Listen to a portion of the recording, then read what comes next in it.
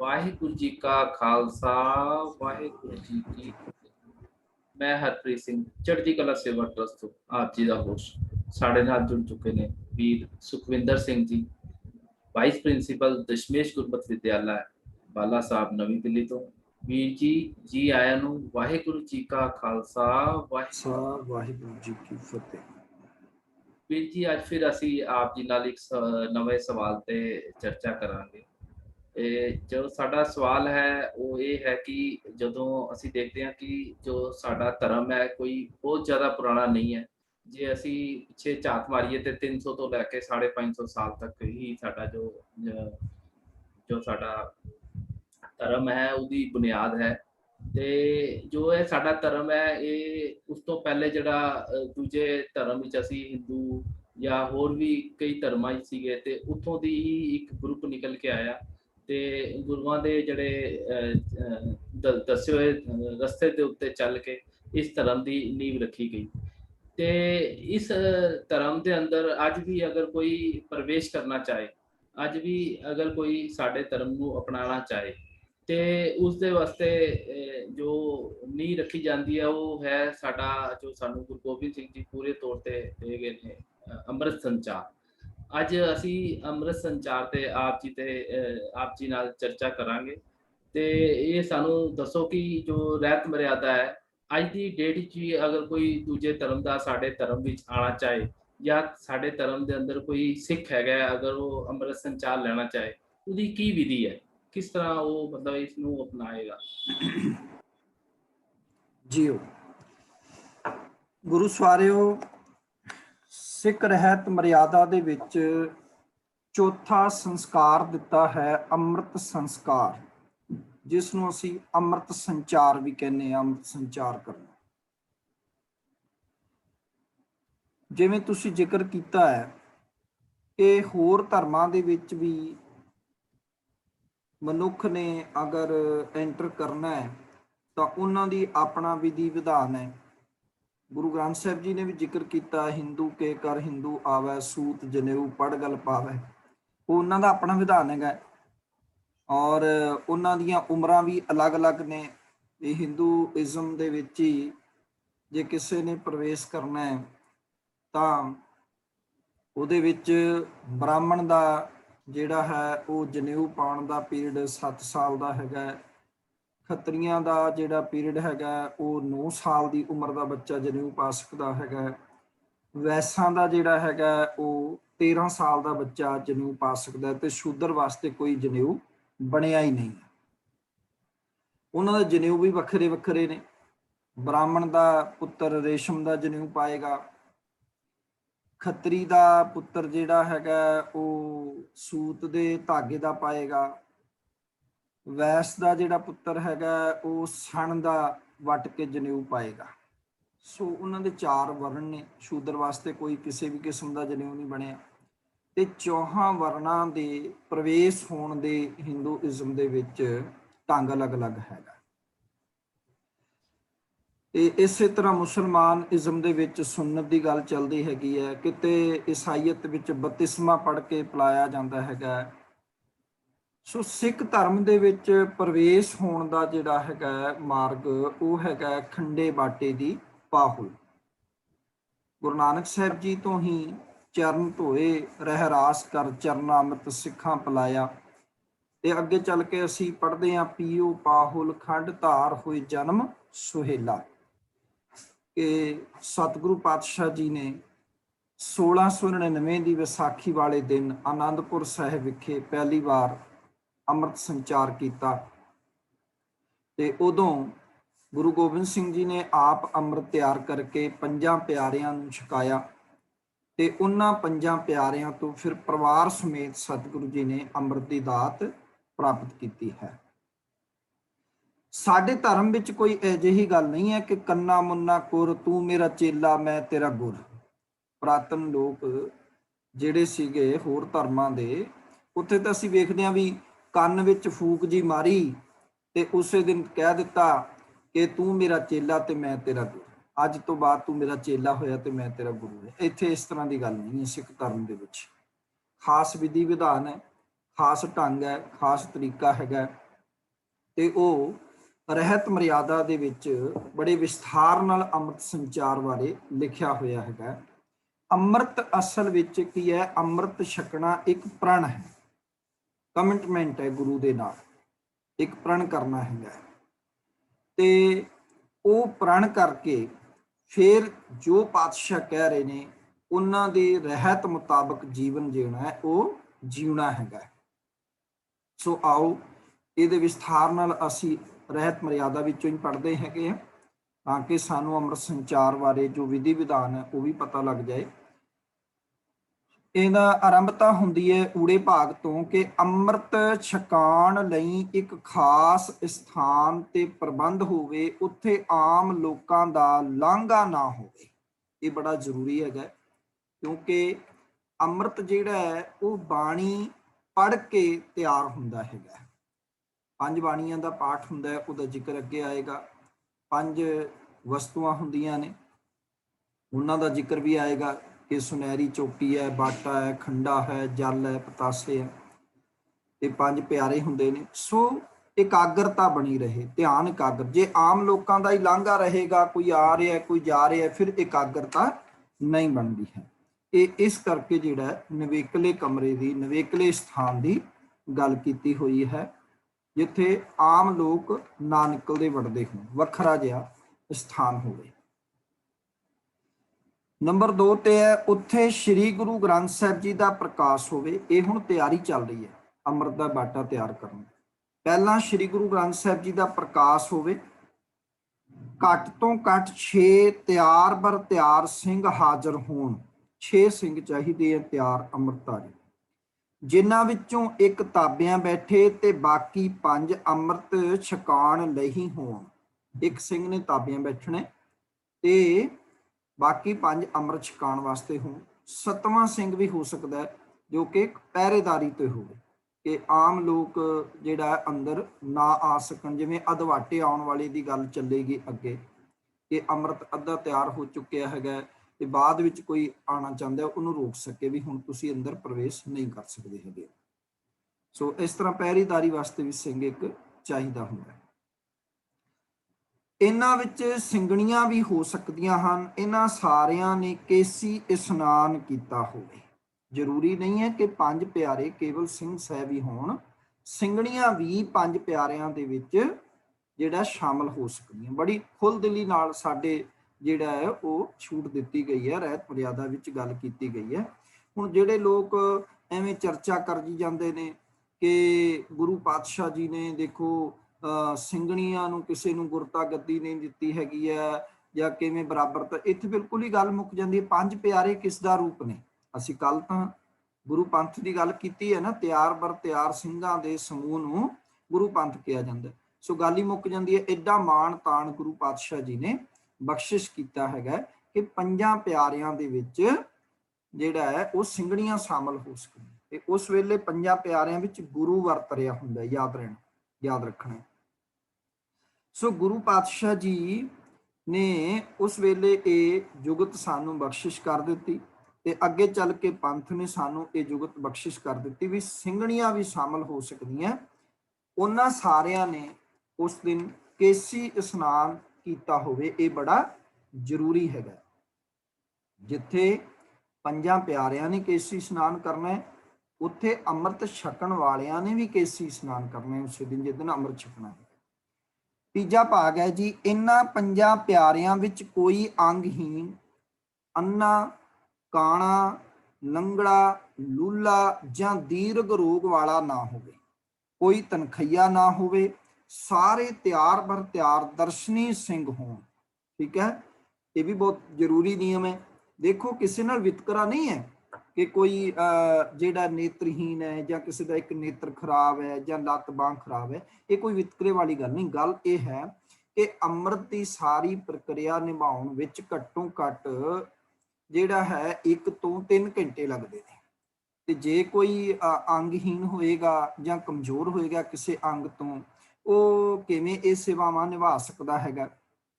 ਇਹ ਕਿਉਂਕਿ ਵੀਰ ਆਸਨ ਲਾ ਕੇ ਬੈਠਣਾ ਹੈਗਾ, ਬਾਣੀ ਪੜ੍ਹਨੀ ਹੈ ਤੇ ਕਿਸੇ ਦਾ ਹੱਥ ਨਕਾਰਾ ਨਹੀਂ ਹੋਣਾ ਚਾਹੀਦਾ, ਇੱਕ ਹੱਥ ਬਾਟੇ ਉੱਤੇ ਟਿਕਾਣਾ ਹੈਗਾ, ਇੱਕ ਹੱਥ ਨਾਲ ਖੰਡਾ ਜਲ ਵਿੱਚ ਫੇਰਨਾ ਹੈਗਾ।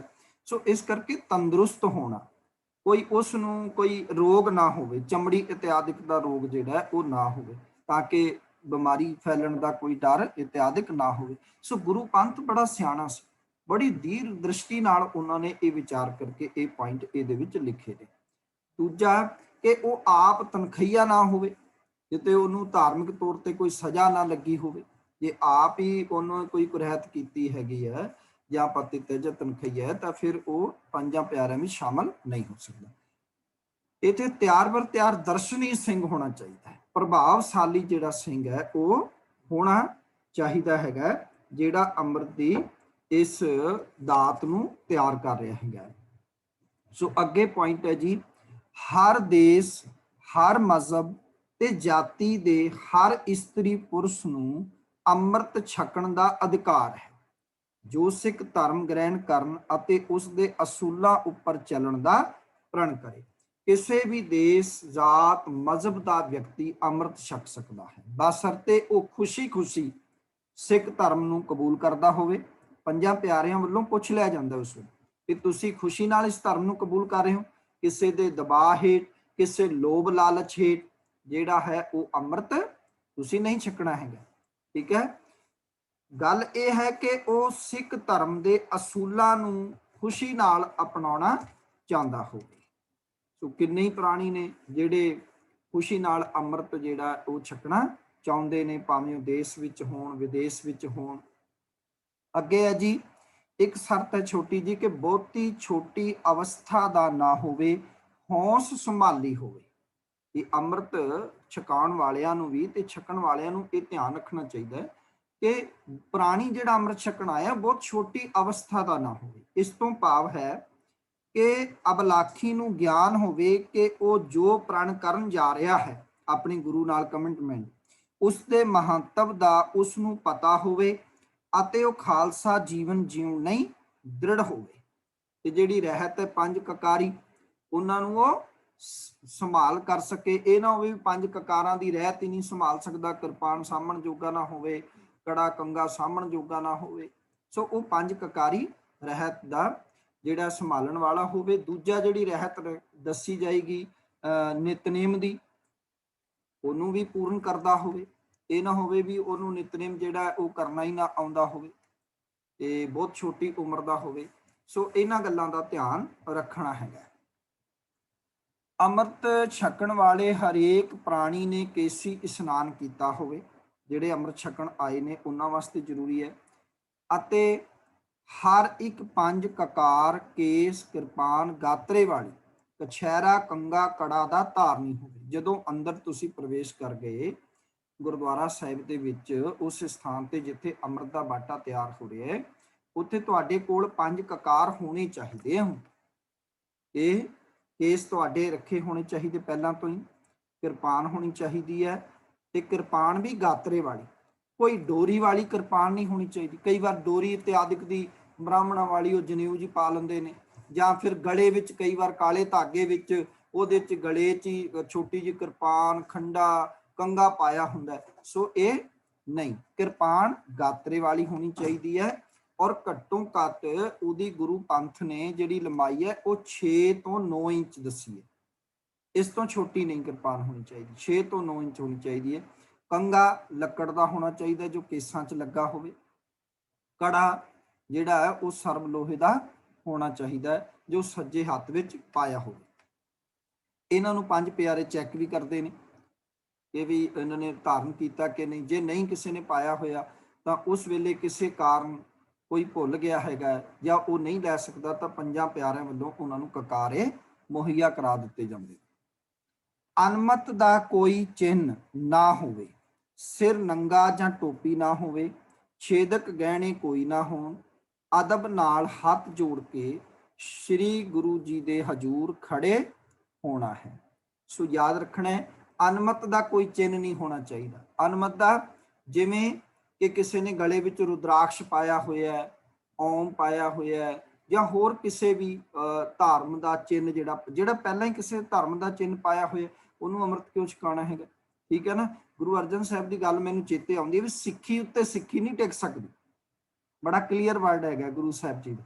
ਜਿਹੜਾ ਪਹਿਲਾਂ ਹੀ ਆਲਰੇਡੀ ਕਿਸੇ ਦੀ ਸਿੱਖ ਹੈਗਾ, ਆਪਣੇ ਮਨ 'ਚ ਸਿੱਖਿਆ ਧਾਰਨ ਕਰ ਚੁੱਕਿਆ, ਉਹਨੂੰ ਸਿੱਖ ਧਰਮ ਦੇ ਵਿੱਚ ਕੀ ਆਉਣ ਦੀ ਲੋੜ ਹੈ। ਇੱਥੇ ਤਾਂ ਸਭ ਕੁਝ ਤਿਆਗ ਕੇ ਤੇ ਫਿਰ ਆਣਾ ਹੈਗਾ। ਇੱਥੇ ਅੱਜ ਤੋਂ ਬਾਅਦ ਜੋ ਵੀ ਪਿਛਲੇ ਅਸੀਂ ਪੂਜਦੇ ਹੈਗੇ ਆ, ਉਹਨੂੰ ਸਭ ਕੁਝ ਛੱਡਣਾ ਪਏਗਾ। ਬ੍ਰਤ ਗੋੜ ਮਣੀ ਮਟ ਭੂਲਣਾ ਮਾਨੇ ਦੀ ਗੱਲ ਹੈਗੀ ਹੈ। ਸੋ ਕੋਈ ਅਨਮਤੀ ਚਿੰਨ੍ਹ ਧਾਰਨ ਨਹੀਂ ਕਰਨਾ, ਟੋਪੀ ਦਿਆਤਿਕ ਸਿਰ ਤੇ ਨਾ ਪਾਈ ਹੋਵੇ ਤੇ ਛੇਦਕ ਗਹਿਣੇ ਨਾ ਪਾਏ ਹੋਣ।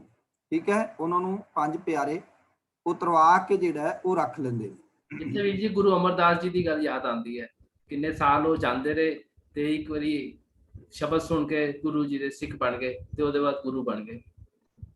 ਹਾਂ ਬਿਲਕੁਲ ਠੀਕ ਹੈ ਕਿ ਦੇਖੋ ਵੀ 62 ਸਾਲ ਤੱਕ ਉਹ ਸਨਾਤਨ ਮਤ ਦੇ ਪ੍ਰਭਾਵ ਹੇਠ ਆਏ। ਜਦੋਂ ਅਸਲ ਸਮਝ ਆ ਗਈ ਗੁਰੂ ਸ਼ਬਦ ਦੀ, ਫਿਰ ਉਸ ਪਾਸੇ ਨਹੀਂ ਗਏ। ਤੇ ਸਾਨੂੰ ਵੀ ਇਹੀ ਚਾਹੀਦਾ ਹੈਗਾ ਕਿ ਅਸੀਂ ਜਿਹੜਾ ਹੈ, ਇੱਕ ਗੁਰਬਾਣੀ ਦੀ ਪੰਕਤੀ ਹੈ, ਤਜ ਆਨ ਸ਼ਰਨ ਗਹੀ ਤਜ ਆਨ ਕਤਹ ਨਾ ਜਾਈ। ਵੀ ਆਨ ਨੂੰ ਛੱਡ ਕੇ, ਤਜ ਆਨ ਹੋਰਾਂ ਨੂੰ ਛੱਡ ਕੇ, ਸ਼ਰਨ ਗਹੀ ਅਸੀਂ ਤੁਹਾਡੀ ਸ਼ਰਨ ਵਿੱਚ ਆ ਗਏ ਹਾਂ ਅੱਜ ਤੋਂ। ਤਜ ਆਨ ਕਤਹ ਨਾ ਜਾਈ, ਹੁਣ ਤੁਹਾਨੂੰ ਛੱਡ ਕੇ ਹੁਣ ਕਿਸੇ ਹੋਰ ਪਾਸੇ ਅਸੀਂ ਨਹੀਂ ਜਾਣਾ ਹੈਗਾ। ਸੋ ਅਦਬ ਨਾਲ ਗੁਰੂ ਗ੍ਰੰਥ ਸਾਹਿਬ ਜੀ ਦੇ ਹਜ਼ੂਰ ਖੜੇ ਹੋ ਜਾਣ। ਤੇ ਜੇ ਅੱਗੇ ਹੈ ਜੀ, ਜੇ ਕਿਸੇ ਨੇ ਕੁਰਹਿਤ ਕਰਨ ਕਰਕੇ ਮੁੜ ਅੰਮ੍ਰਿਤ ਛਕਣਾ ਹੋਵੇ ਤਾਂ ਉਸ ਨੂੰ ਅੱਡ ਕਰਕੇ ਸੰਗਤ ਵਿੱਚ 5 ਪਿਆਰੇ ਤਨਖਾਹ ਲਾ ਲੈਣ। ਪਹਿਲਾਂ ਪੁੱਛ ਲਿਆ ਜਾਂਦਾ ਹੈ ਸੰਗਤ ਵਿੱਚੋਂ, ਜਿਹੜੀ ਸੰਗਤ ਅੰਮ੍ਰਿਤ ਛਕਣ ਆਈ ਹੈ, ਕਿ ਵੀ ਤੁਹਾਡੇ ਚ ਕੋਈ ਦੋਹਰੀ ਵਾਰ ਅੰਮ੍ਰਿਤ ਛਕਣ ਆਇਆ ਹੈ, ਹੱਥ ਖੜਾ ਕਰੋ। ਫਿਰ ਉਹ ਕਰਦੇ ਨੇ। ਕੀ ਕਾਰਨ ਹੈ? ਉਹ ਕਾਰਨ ਉਹਨਾਂ ਤੋਂ ਅੱਡ ਕਰਕੇ ਪੁੱਛ ਲਿਆ ਜਾਂਦਾ ਹੈ। ਫਿਰ ਉਹਨਾਂ ਨੂੰ ਤਨਖਾਹ ਲਾਈ ਜਾਂਦੀ ਹੈ। ਇੱਥੇ ਤਨਖਾਹ ਮੈਂ ਕਹਿੰਦਾ ਵੀ ਧਾਰਮਿਕ ਬੋਲੇ ਵੀ ਬੜੇ ਪਿਆਰੇ ਨੇ ਸਾਡੇ ਜੋ ਬਜ਼ੁਰਗਾਂ ਨੇ ਦਿੱਤੇ। ਇੱਥੇ ਤਨਖਾਹ ਦਾ ਅਰਥ ਵੈਸੇ ਧਾਰਮਿਕ ਸਜ਼ਾ ਲਾਉਣਾ ਹੈ, ਪਰ ਆਮ ਬੋਲੀ ਵਿੱਚ ਅਸੀਂ ਕਹਿੰਦੇ ਵੀ ਕਿਸੇ ਨੂੰ ਜਦੋਂ ਕਿਸੇ ਨੇ ਕੁਝ ਕੀਤਾ ਹੋਵੇ ਕੰਮ ਕਾਜ ਤੇ ਉਹਨੂੰ ਤਨਖਾਹ ਦਿੱਤੀ ਜਾਂਦੀ ਹੈਗੀ ਆ, ਬੜਾ ਖੁਸ਼ ਹੁੰਦਾ। ਸੋ ਇੱਥੇ ਕੀ ਹੈ, ਇੱਥੇ ਧਾਰਮਿਕ ਸਜ਼ਾ ਵਜੋਂ ਇਹ ਸ਼ਬਦ ਵਰਤਿਆ ਗਿਆ ਹੈ। ਇਹ ਧਾਰਮਿਕ ਸਜ਼ਾ ਲਾਉਣੀ ਹੈ। ਜਿਵੇਂ ਕਿ ਉਸ ਤੋਂ ਭੁੱਲ ਹੋ ਗਈ ਹੈ ਕੋਈ, ਤੇ ਉਸ ਨੂੰ 5 ਪਿਆਰੇ ਫਿਰ ਕਹਿੰਦੇ ਨੇ ਵੀ ਭਾਈ ਤੂੰ ਇੰਨੇ ਦਿਨ ਜਿਹੜਾ ਜਪਜੀ ਸਾਹਿਬ ਦੇ ਪਾਠ ਕਰਨੇ ਹੈਗੇ ਆ, ਗੁਰਦੁਆਰੇ ਜਾ ਕੇ ਜੋੜਿਆਂ ਦੀ ਸੇਵਾ ਕਰਨੀ ਹੈ, ਲੰਗਰ ਵਿੱਚ ਜਾ ਕੇ ਜਿਹੜਾ ਹੈ ਉਹ ਲੰਗਰ ਵਰਤਾਉਣ ਦੀ ਸੇਵਾ ਕਰਨੀ ਹੈ। ਇਸ ਤਰ੍ਹਾਂ ਧਾਰਮਿਕ ਜਿਹੜੀ ਸੇਵਾ ਹੈ ਉਹ ਕਰਨ ਦੀ ਗੱਲ ਹੈਗੀ ਹੈ। ਸੋ ਅੰਮ੍ਰਿਤ ਛਕਾਉਣ ਵਾਲੇ 5 ਪਿਆਰਿਆਂ ਵਿੱਚੋਂ ਕੋਈ ਇੱਕ ਸੱਜਣ ਅੰਮ੍ਰਿਤ ਛਕਣ ਦੇ ਅਬਲਾਖੀਆਂ ਨੂੰ ਸਿੱਖ ਧਰਮ ਦੇ ਅਸੂਲ ਸਮਝਾਵੇ। ਫਿਰ 5 ਪਿਆਰਿਆਂ ਵਿੱਚੋਂ ਕੋਈ ਇੱਕ ਸੱਜਣ ਉਹਨਾਂ ਨੂੰ ਸਿੱਖ ਧਰਮ ਦੇ ਬਾਰੇ ਦੱਸਦਾ ਹੈਗਾ। ਸਿੱਖ ਧਰਮ ਦੀ ਜਿਹੜੀ ਅਸੂਲ ਨੇ, ਸਿਧਾਂਤ ਨੇ, ਜਿਹਨੂੰ ਆਪਾਂ ਮਰਿਆਦਾ ਨੂੰ ਵਿਚਾਰੇ, ਇਹ ਦੱਸਿਆ ਜਾਂਦਾ ਵੀ ਅੱਜ ਤੋਂ ਬਾਅਦ ਤੁਸੀਂ ਇਹ ਕਰਨਾ ਤੇ ਇਹ ਨਹੀਂ ਕਰਨਾ, ਇਹ ਗੁਰਮਤ ਹੈ ਤੇ ਇਹ ਮਨਮਤ ਹੈ। ਇਹਨਾਂ ਸਾਰੇ ਪਹਿਲੂਆਂ ਤੇ ਰੋਸ਼ਨੀ ਦਿੱਤੀ ਜਾਂਦੀ ਹੈਗੀ ਹੈ। ਇਸ ਸਿੱਖ ਧਰਮ ਵਿੱਚ ਕਿਰਤਮ ਦੀ ਪੂਜਾ ਤਿਆਗ ਕੇ ਇੱਕ ਕਰਤਾਰ ਦੀ ਪ੍ਰੇਮਾ ਭਗਤੀ ਤੇ ਉਪਾਸਨਾ ਦੱਸੀ ਹੈ। ਉੱਥੇ ਦੱਸਿਆ ਜਾਂਦਾ ਹੈ ਕਿ ਬਿਨ ਕਰਤਾਰ ਨ ਕਿਰਤਮ ਮਾਨੋ, ਆਦ ਅਜੂਨੀ ਅਜੈ ਅਬਨਾਸੀ ਤੇ ਪਰਮੇਸ਼ਰ ਜਨ। ਸੋ 10ਵੇਂ ਪਾਤਸ਼ਾਹ ਜੀ ਦੇ ਸ਼ਬਦ ਹਜ਼ਾਰਿਆਂ ਵਿੱਚੋਂ ਹੈ ਇਹ। ਤਾਂ ਇਸ ਤਰ੍ਹਾਂ ਉਹਨਾਂ ਨੂੰ ਦੱਸ ਦਿੱਤਾ ਜਾਂਦਾ ਹੈਗਾ ਕਿ ਤੁਸੀਂ ਇੱਕ ਅਕਾਲ ਪੁਰਖ ਦੀ ਪੂਜਾ ਕਰਨੀ। ਗੱਲ ਕੀ ਹੈ? ਪੂਜਾ ਅਕਾਲ ਕੀ, ਪਰਚਾ ਸ਼ਬਦ ਕਾ, ਦੀਦਾਰ ਖਾਲਸੇ ਕਾ। ਸੋ ਗੁਰੂ ਸਵਾਰਿਓ, ਇਸ ਦੀ ਪੂਰਨਤਾ ਲਈ ਗੁਰਬਾਣੀ ਦਾ ਅਭਿਆਸ, ਸਾਧ ਸੰਗਤ ਤੇ ਪੰਥ ਦੀ ਸੇਵਾ, ਉਪਕਾਰ, ਨਾਮ ਦਾ ਪ੍ਰੇਮ ਅਤੇ ਅੰਮ੍ਰਿਤ ਛਕ ਕੇ ਰਹਿਤ ਬੈਤ ਰੱਖਣਾ ਮੁੱਖ ਸਾਧਨ ਹਨ। ਆਦ ਕੀ ਤੁਸੀਂ ਇਸ ਧਰਮ ਨੂੰ ਖੁਸ਼ੀ ਨਾਲ ਕਬੂਲ ਕਰਦੇ ਹੋ? ਸੋ ਉਹਨਾਂ ਨੂੰ ਦੱਸਿਆ ਜਾਂਦਾ ਵੀ ਗੁਰਬਾਣੀ ਪੜ੍ਹਨੀ ਹੈ, ਵੱਧ ਤੋਂ ਵੱਧ ਗੁਰਬਾਣੀ ਦਾ ਅਭਿਆਸ ਕਰਨਾ ਹੈਗਾ, ਤੇ ਸਾਧ ਸੰਗਤ ਤੇ ਪੰਥ ਦੀ ਸੇਵਾ ਕਰਨੀ ਹੈ, ਸਤ ਸੰਗਤ ਵਿੱਚ ਜਾਣਾ ਹੈਗਾ, ਉਪਕਾਰੀ ਜੀਵਨ ਹਮੇਸ਼ਾ ਰੱਖਣਾ ਹੈਗਾ ਸਿੱਖ ਨੇ, ਤੇ ਨਾਮ ਦੇ ਨਾਲ ਪ੍ਰੇਮ ਪਾਉਣਾ ਹੈਗਾ, ਨਾਮ ਦੇ ਰੰਗ ਵਿੱਚ ਰੰਗਣਾ ਹੈਗਾ, ਅੰਮ੍ਰਿਤ ਦੀ ਜੋ ਰਹਿਤ ਬਹਿਤ ਹੈ ਉਹ ਸਾਰੀ ਨਿਭਾਉਣੀ ਹੈਗੀ ਹੈ। ਤੇ ਇਹ ਸਾਰਾ ਕੁਝ ਦੱਸ ਕੇ ਫਿਰ ਉਹਨਾਂ ਨੂੰ ਇੱਕ ਵਾਰ ਪੁੱਛਿਆ ਜਾਂਦਾ, ਕੀ ਤੁਸੀਂ ਖੁਸ਼ੀ ਨਾਲ ਇਸ ਧਰਮ ਨੂੰ ਕਬੂਲ ਕਰਦੇ ਹੋ?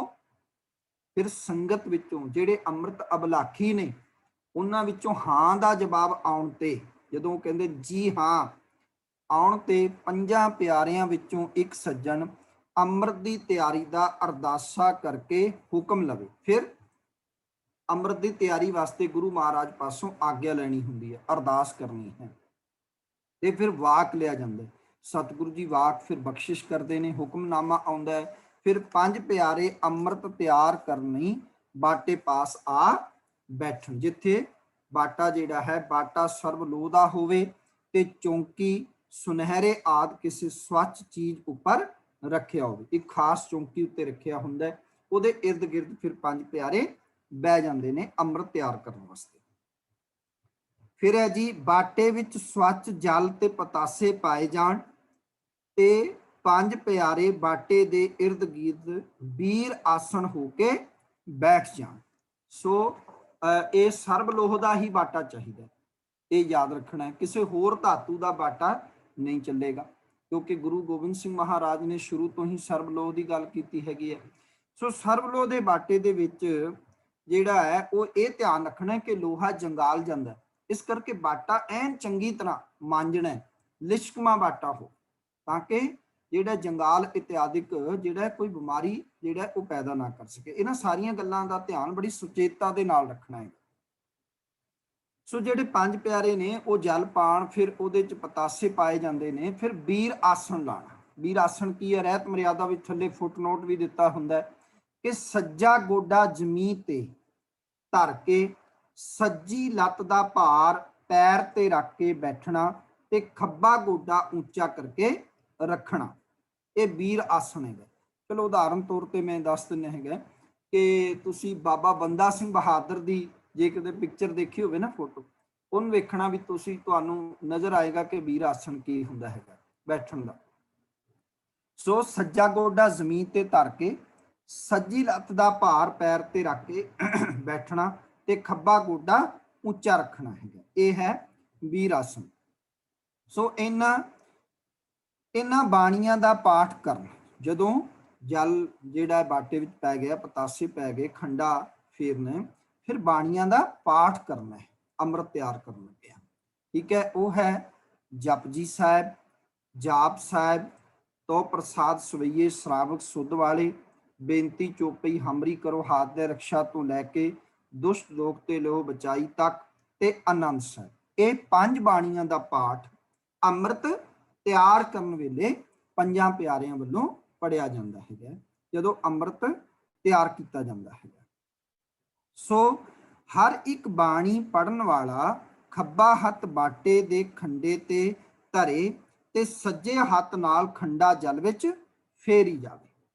ਸੁਰਤ ਇਕਾਗਰ ਹੋਵੇ। ਧਿਆਨ ਪੰਜ ਪਿਆਰਿਆਂ ਦਾ ਇਧਰ ਆਦਰ ਨਹੀਂ ਹੁੰਦਾ, ਤੁਸੀਂ ਕਦੇ ਨੋਟ ਕਰਨਾ, ਉਹਨਾਂ ਦਾ ਧਿਆਨ ਜਿਹੜਾ ਹੈ ਉਹ ਅੰਮ੍ਰਿਤ ਵਿੱਚ ਹੁੰਦਾ ਹੈਗਾ, ਬਾਟੇ ਦੇ ਵਿੱਚ ਸੁਰਤ ਜੁੜੀ ਹੁੰਦੀ ਹੈ। ਬਾਕੀ ਦੀਆਂ ਦੇ ਦੋਵੇਂ ਹੱਥ ਬਾਟੇ ਤੇ ਖੰਡੇ ਉੱਤੇ ਅਤੇ ਧਿਆਨ ਅੰਮ੍ਰਿਤ ਵੱਲ ਟਿਕੇ। ਅੱਗੇ ਹੈ ਜੀ, ਪਾਠ ਹੋਣ ਮਗਰੋਂ, ਜਿੰਜੋ ਪੰਜਾਂ ਬਾਣੀਆਂ ਦਾ ਪਾਠ ਹੋ ਗਿਆ, ਪਾਠ ਹੋਣ ਮਗਰੋਂ ਪਿਆਰਿਆਂ ਵਿੱਚੋਂ ਕੋਈ ਇੱਕ ਅਰਦਾਸ ਕਰੇ। ਫਿਰ ਅਰਦਾਸ ਕੀਤੀ ਜਾਂਦੀ ਹੈ ਮਾਲਕ ਦੀ ਯੋਗ ਸ਼ਬਦਾਂ ਦੇ ਵਿੱਚ, ਸੱਚੇ ਪਾਤਸ਼ਾਹ ਤੁਸੀਂ ਅੰਮ੍ਰਿਤ ਦੀ ਦਾਤ ਬਖਸ਼ਿਸ਼ ਕੀਤੀ ਹੈ ਔਰ ਤਿਆਰ ਕਰਨ ਵਿੱਚ ਸਾਨੂੰ ਹਿੰਮਤ ਬਖਸ਼ਿਸ਼ ਕੀਤੀ ਹੈ। ਜਿਸ ਅਬਲਾਖੀ ਨੇ ਅੰਮ੍ਰਿਤ ਦੀ ਤਿਆਰੀ ਵੇਲੇ ਸਾਰੇ ਸੰਸਕਾਰ ਵਿੱਚ ਹਿੱਸਾ ਲਿਆ ਹੈ, ਭਾਵ ਜੋ ਆਰੰਭ ਵਿੱਚ ਹੀ ਆ ਗਿਆ ਸੀ, ਉਹੀ ਅੰਮ੍ਰਿਤ ਛਕਣ ਵਿੱਚ ਸ਼ਾਮਲ ਹੋ ਸਕਦਾ ਹੈ। ਅਧਵਾਟੇ ਆਉਣ ਵਾਲਾ ਨਹੀਂ ਹੋ ਸਕਦਾ ਵੀ ਅੱਧਾ ਅੰਮ੍ਰਿਤ ਤਿਆਰ ਹੋ ਗਿਆ, ਪਿੱਛੋਂ ਕੋਈ ਆ ਜਾਏ ਜੀ ਮੈਨੂੰ ਹੁਣ ਵਿੱਚ ਅੰਦਰ ਜਿਹੜਾ ਪ੍ਰਵੇਸ਼ ਕਰਨ ਦਿਓ ਤੇ ਫਿਰ ਮੈਂ ਅੰਮ੍ਰਿਤ ਛਕ ਲਾਂਗਾ, ਐਸਾ ਨਹੀਂ।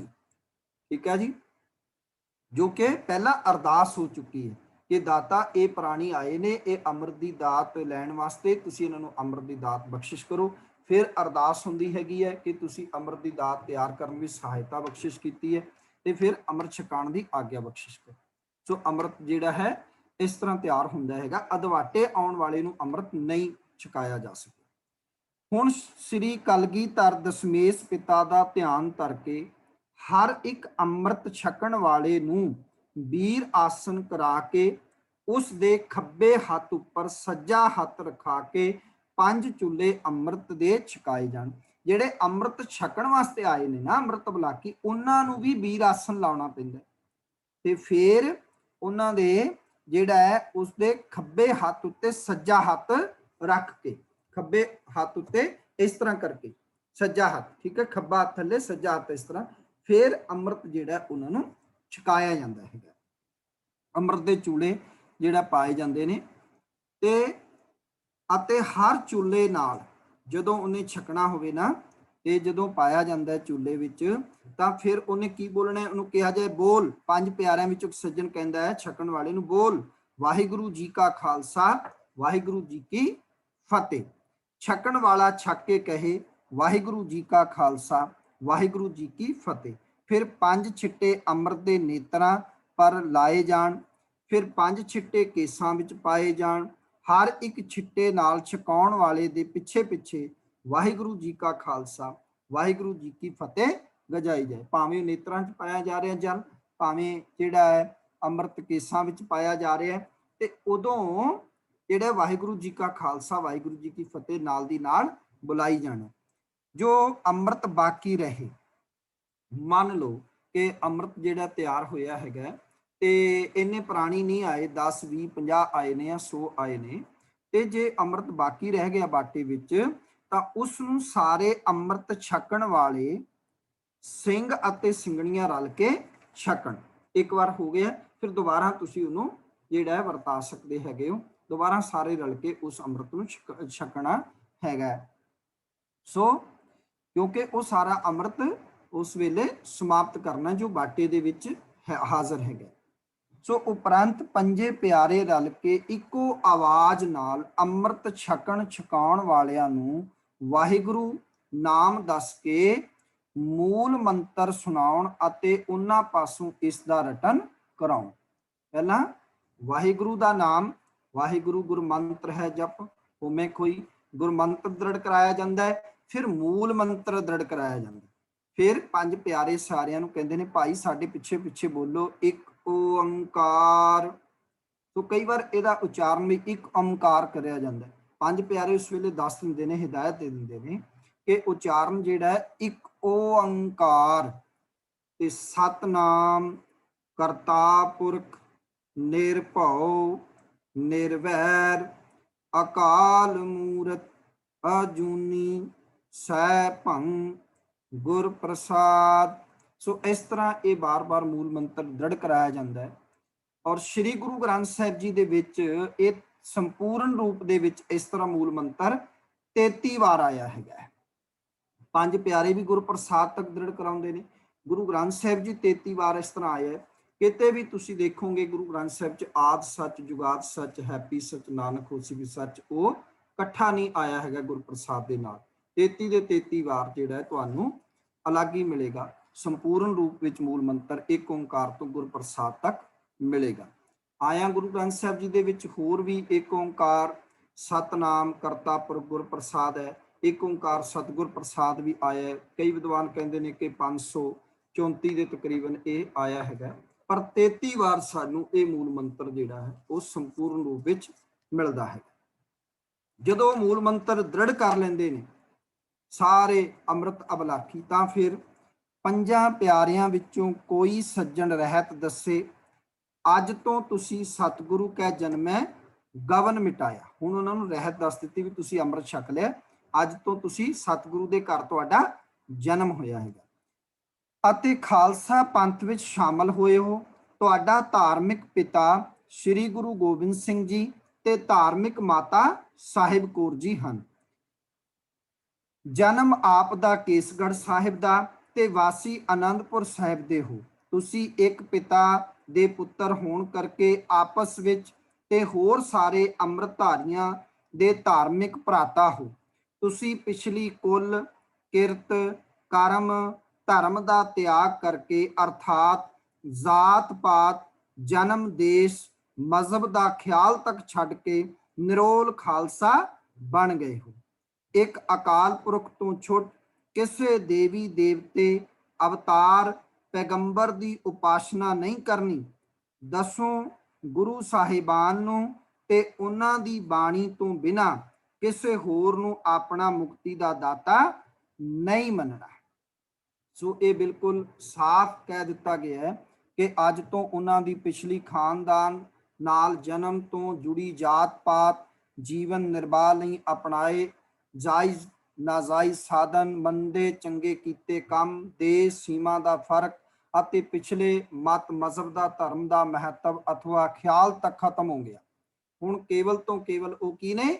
ਖਾਲਸਾ ਨੇ। ਖਾਲਸਾ ਹੁੰਦਾ ਸ਼ੁੱਧ ਨਿਰੋਲ, ਜਿਹੜਾ ਹੈ ਜਿਹਦੇ ਵਿੱਚ ਕੋਈ ਮਿਲਾਵਟ ਨਾ ਹੋਵੇ।